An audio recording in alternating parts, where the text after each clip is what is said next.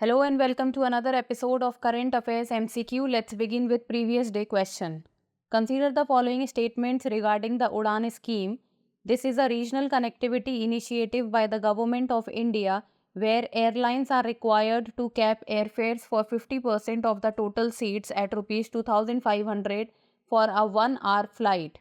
The government compensates in the form of viability gap funding to airlines for losses due to low fares. Which of the statements given above is or are correct? 1 only, 2 only, both 1 and 2, none of the above. The correct answer is option C.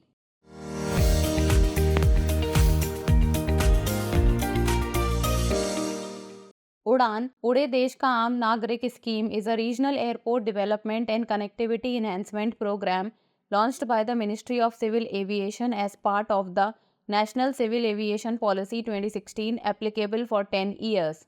Phase 1 was launched in 2017 with the objective of connecting underserved and unserved airports in the country. Phase 2 was launched in 2018 with the aim of expanding air connectivity to more remote and inaccessible parts of the country. Phase 3 was launched in November 2018 with the focus on enhancing air connectivity to hilly and remote regions of the country. Phase 4 of the Udan scheme was launched in December 2019 with a focus on connecting islands in other remote areas of the country. Under the scheme, airlines have to cap airfares for 50% of the total seats at Rs 2500 per hour of flight. Hence, statement 1 is correct. This is achieved through financial stimulus and viability gap funding from the government with the Regional Connectivity Fund created to meet the viability gap funding requirements. Hence, statement 2 is correct. Hence, option C is the correct answer. Next question. Consider the following statements about the Agricultural and Processed Food Products Export Development Authority. APEDA was established under the APEDA Act 1985 with the mandate to promote and develop exports of agricultural and processed food products. APEDA is responsible for setting minimum support prices for agricultural commodities. APEDA's scope includes the promotion of products such as alcoholic beverages, meat, and floriculture. Which of the statements given above is or are correct? 1 and 2 only, 1 and 3 only, 2 and 3 only, 1 only. The correct answer is option B. Agricultural and Processed Food Products Export Development Authority. APEDA was established under the APEDA Act 1985 with the mandate to promote and develop exports of agricultural and processed food products. Hence, statement 1 is correct. The responsibility of setting minimum support prices for agricultural commodities lies with the Commission for Agricultural Cost and Prices, not APEDA. Hence, statement 2 is not correct. APEDA's primary focus is on export promotion and development, not price control or domestic market regulation. APEDA's scope includes the promotion of products such as alcoholic beverages, meat, and floriculture. Hence, statement 3 is correct. Hence, option B is the correct answer. Next question. Consider the following statements regarding the Pradhan Mantri Gram Sadak Yojana. It aims to connect habitations with populations of over 500 in plains, over 250 in northeast. The scheme is a centrally sponsored scheme. The rural roads constructed under the PMGSY are in accordance with the provision of the Ministry of Rural Development. Which of the statements given above is or are correct? 1 and 3 only, 1 and 2 only, 2 and 3 only, 1, 2 and 3 only. The correct answer is option B. The Pradhan Mantri Gram Sadak Yojana aims to connect habitations with populations of over 500 in plains, over 250 in northeast and hill states, and over 100 in left-wing extremism affected districts. Hence, statement 1 is correct. The scheme is a centrally sponsored scheme. The union government bears 90% of the project cost in respect of projects sanctioned under the scheme in northeastern and Himalayan states, whereas for other states the union government bears 60% of the cost. Hence, statement 2 is correct. The rural roads constructed under the PMGSY are in accordance with the provision of the Indian Roads Congress. Hence, statement 3 is not correct. Hence, option B is the correct answer.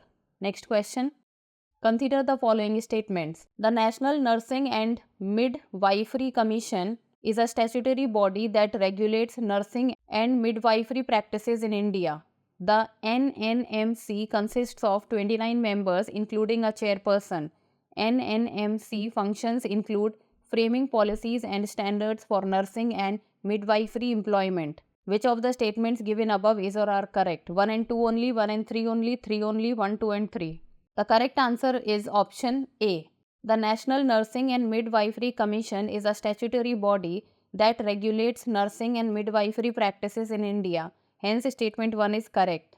The NNMC was established by the National Nursing and Midwifery Commission Act 2023, which was passed in 2023. The NNMC consists of 29 members, including a chairperson with a postgraduate degree and 20 years of experience, ex officio members from key health departments, and additional members from nursing professionals and charitable institutions.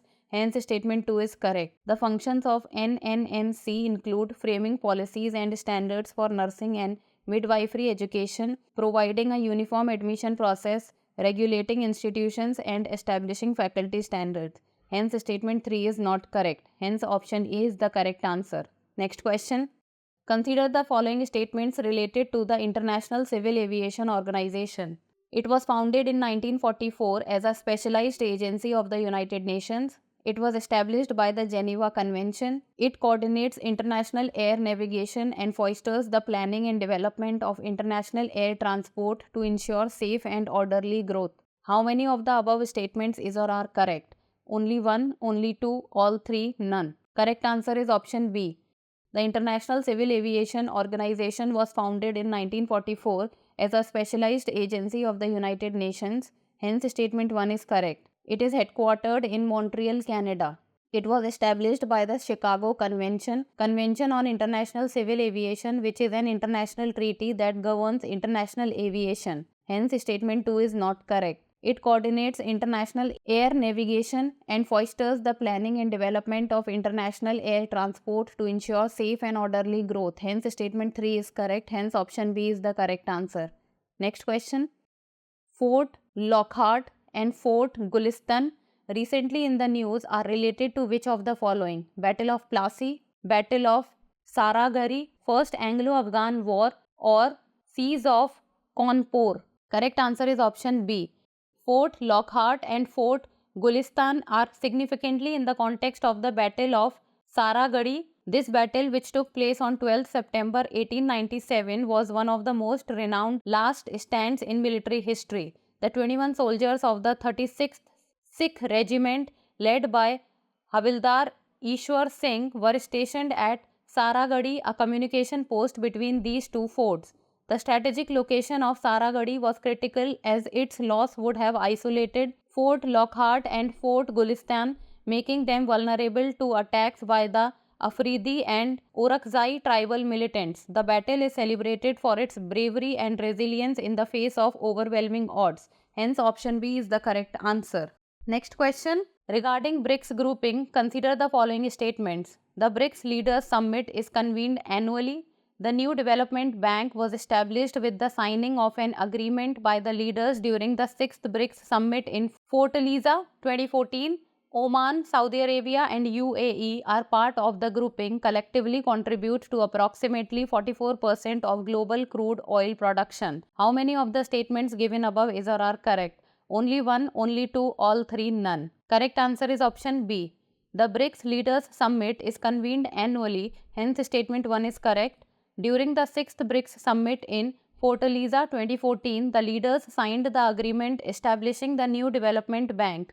Hence, statement 2 is correct. Iran, Saudi Arabia and UAE are part of the grouping, collectively contribute to approximately 44% of global crude oil production.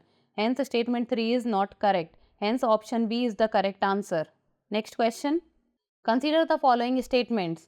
As per the 2015 Amendment to the Mines and Minerals Act 1957, state governments must set up a non-profit trust called the District Mineral Foundation in every district affected by mining.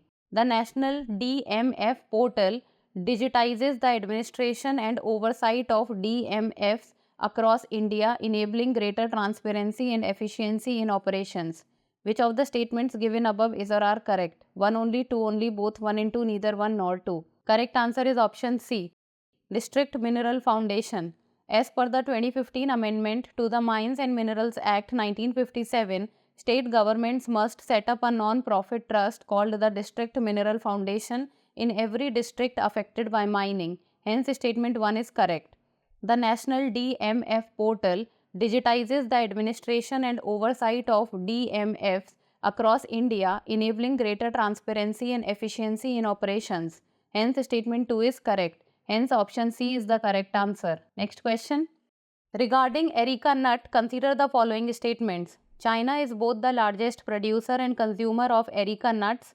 Karnataka is the largest areca growing state in India. In recent years, areca cultivation has been badly hit by fruit rot and yellow leaf disease. How many of the statements given above is or are correct? Only 1, only 2, all 3, none. The correct answer is option B. Areca nut. India is both the largest producer and consumer of areca nuts. Hence, statement 1 is not correct. Karnataka is the largest areca growing state in India. Hence, statement 2 is correct. In recent years, areca cultivation has been badly hit by fruit rot and yellow leaf disease. Hence, statement 3 is correct. Hence, option B is the correct answer. Next question. Consider the following statements. Statement 1. Every country of reasonable economic size now wants a domestic semiconductor fabrication plant to protect against global shortages and to sustain military production in case of war. Statement 2. Since no country can make all the chips its industry needs, a domestic manufacturer does not assure protection from all shortages. Which one of the following is correct in respect of the above statements? Both statement 1 and statement 2 are correct, and statement 2 is the correct explanation for statement 1. Both statement 1 and statement 2 are correct, and statement 2 is not the correct explanation for statement 1. Statement 1 is correct, but statement 2 is incorrect. Statement 1 is incorrect, but statement 2 is correct. The correct answer is option B.